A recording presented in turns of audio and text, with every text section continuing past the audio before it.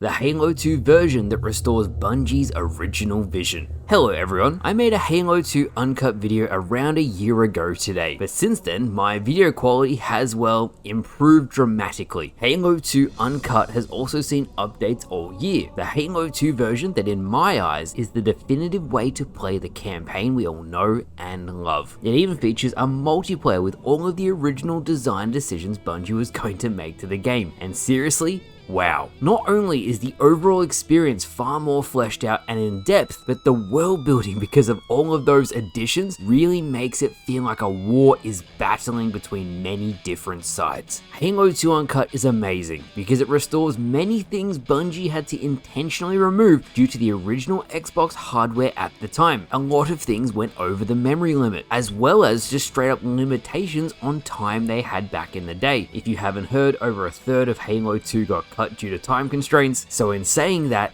thousands, and I mean thousands of hours have gone into this project by the vengeful Vadim, and if you're a fan of the original Halo trilogy, this version of the game is for you.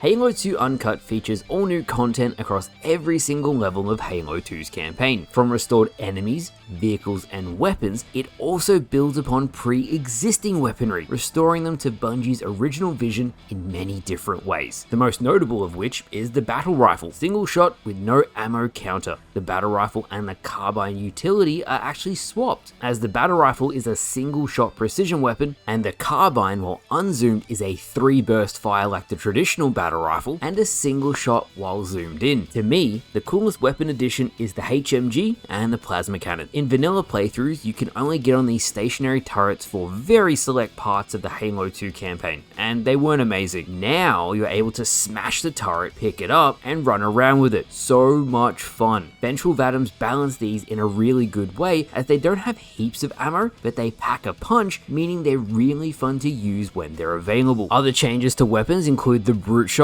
which has been changed to its Halo 2 E3 2003 version. It no longer bounces, but it's still a grenade launcher. There is the silenced SMG from the Halo 3 ODST campaign, which functions really well with the stealth sections in the game. And finally, we have the Needler. It is now not useless. The projectiles are very fast. Such a great change to improve the Needler. It is one of the worst weapons in vanilla Halo 2. If you ever play this mod, pick up the Needler. Some other notable changes I noticed, as I'm a mega Halo nerd, is 1. The plasma pistol projectile is much faster, and its overcharge bolt actually has an area of effect now. This means you can EMP more than one enemy itself. The second thing I noticed is the Spanker rocket launcher. When you first fire a rocket, its initial velocity is slow, but as it leaves the chamber, it will gradually accelerate until it hits max speed. I love that small detail. I also noticed a Furon cannon. Some of the bolts will stick to enemies now, which I found very cool. And speaking of sticking enemies, the addition of spike grenades when you fight the brutes is a cool addition, as they share the functionality of the Halo 3 version. They also look really nice, with a beautiful red glow associated with them. The variety of weaponry in this mod is a really strong point, as the Sentinel Enforcer's beam weapon is also available. You can even pick up the Jackal shield to defend damage, and it really opens up so many new and exciting ways to play a campaign that you grew up with as a kid. Let's move on.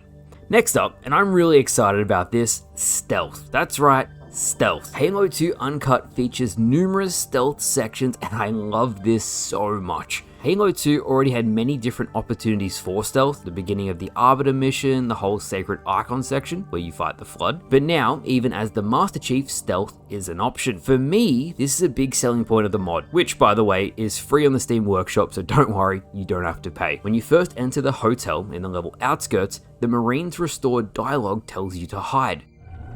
Stay out of sight.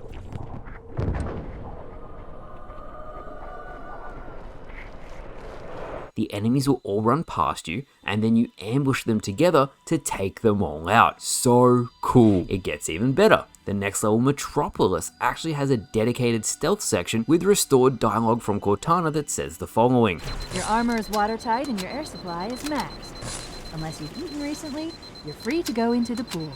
If you crouch, the water's deep enough that they won't be able to see you. What this means is if you crouch in the water, all enemies won't know you're there unless you reveal yourself and start shooting. Once the fighting is disengaged and you crouch again, the enemies can't see you again. The level of detail this has for a game in 2004, so damn good. Of course, you can go through guns blazing, but as someone who's played a lot of Halo 2, this particular section was always annoying. Really cool addition. Now, keeping with the trend of restoring cut content, next up we have vehicles, and I'll be honest, it's comprehensive, so let me go through the list. The Ghost shoots like a combat evolved Ghost with dual cannons at the same time. It can overheat. The Banshee shoots the same way, but the Banshee bomb now has an arc, so when you shoot, it'll fire like a Wraith shot. Speaking of the Wraith has a charge up shot which also looks beautiful. The Mongoose is a new addition, and it's so fun to drive, and the Shadow now allows the player to drive it, operate its gun, and even when you're driving through the tunnels on Outskirts where the Covenant is regrouping, this time all of the Covenant are riding in the Shadows with vehicles and other weaponry. It is so much more immersive than the vanilla version, as in that version you just drive past all of the enemies and you get through pretty easily. There's also the Uber chassis, and you're probably wondering, Remy, what the hell is an Uber chassis? It's the car, and it's so fun to drive. You can actually take it through the sniper section of Outskirts where the Covenant ambush you, you know, Sniper Alley, and it makes the area way more fun. Snipers do nothing to vehicles in Halo 2, so it makes a really bad section of the game that people usually skip on the rooftops much more manageable. In my eyes, that's a really great idea. You can also drive the Uber chassis on the bridge on Metropolis, but what's so funny about this is when you reach the end of the bridge, grunts start taking the cars for themselves and drones are riding on top of them. This caught me off guard and I'm like, there is no way. But I'm pretty sure from the old storyboards, this was an intended thing Bungie wanted to include, but again, couldn't because of time constraints. Either way, it made me laugh. It was cool. Let's move on. This brings me to the most important part of the video: environments, storytelling, dialogue, and overall level changes. These changes are the most impactful part of the mod as it really builds a stronger atmosphere within Halo 2's campaign. Now, as I said, either due to time constraints, memory limitations, or just cut content, all of these restored features make a massive impact on the overall stakes of the second Halo story. The first instance of this is the restored bridge on the level Outskirts.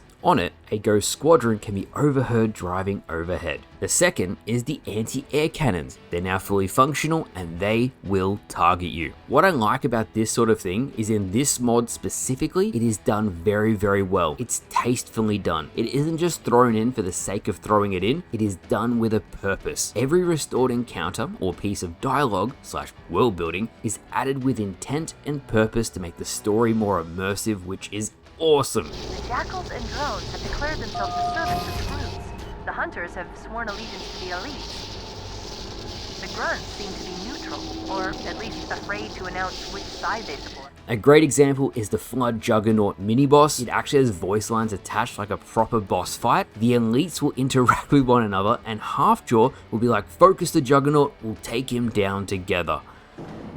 Leader, a Juggernaut! Foul and unholy beast! Load ranks. We'll take it down together.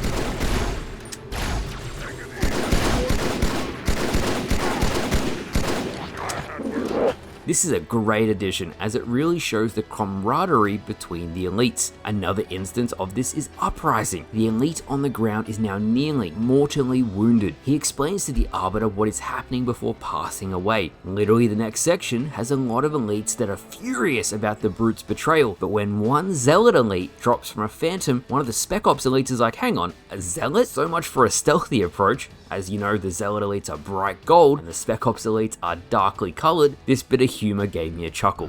Zealot, so much for a stealthy advance. Bah, over so soon. While we're on the topic, and speaking of Phantoms by the way, you might have picked up on this from the background footage you've been watching. Phantoms are now destroyable, and it's such a cool explosion. Better than Halo Infinite's Phantom explosion, which is hilarious. Now, because there's restored encounters and dialogue, there's actually a lot more variety in encounters with enemies. Various sections of the campaign that were hitting the memory limit previously are now viable with modern technology. It's fantastic, really. A Falcon will fly in and clear out the courtyard to help you. There's satchel charges structures on the gates on outskirts. Previously barren parts of the campaigns that felt like there should have been enemies there now have enemies. It really restores that true atmosphere I feel like Bungie was aiming for, and I wish I could show this to old Bungie Halo developers to get their own opinions on it. What I think I love most about Halo 2 Uncut was it feels like a fresh take on a classic. One room on the Arbiter has many different Sentinel spawn points with a locked door. Once you defeat all of the Sentinels, the door will unlock. I love that. The double Scarab fight towards the end of the campaign. I love that too. As a kid, if you saw 2 Scarabs defending the control room, you'd be like, holy shit, this is awesome. Hell, there's even cut dialogue earlier in the level that says, look, Sentinels, they won't attack us if we leave them alone. The Sentinels won't attack unless we give them a reason. This was said as the elites are fighting the brutes. I love that world building, 10 out of 10. Finally, and I have to end on this, it's the High Charity Restored Warthog Run. It's the biggest edition of restored content for Halo 2. It's awesome fun, and it even has custom Halo Warthog Run music made especially for it. If there's one thing alone you have to play Halo 2 Uncut for, it's the Warthog Run on High Charity. And that's it. That is Halo 2 Uncut. I've always wanted to do a more in-depth video on this mod, and the good news is, even if you have a really old PC, very low specs, MCC will run this mod no problem at all, and you'll have a great time. Co-op is also supported, and there's even a multiplayer with all of the sandbox changes mentioned throughout the video. Did anyone mention a rocket hog on Halo 2? The best thing about this mod is I've listed all of the really cool things that stood out to me, but if you play it yourself, you are going to find even more things that you are going to love yourself. I didn't include everything in this video. I just mentioned the best bits that I personally loved, and as a Halo fan, or more specifically a classic Halo fan, this really brought me back to my childhood. Classic Halo is going to continue seeing updates for years to come, thanks to the passionate Halo fans keeping this series alive. So if you would like to support the vengeful Vadim, creator of this mod, I'll link all of his socials down in the description below. He posts some cool stuff, so check him out. Link to the mod will also be in the description, but thank you all so very much for watching, and I'll see you guys later.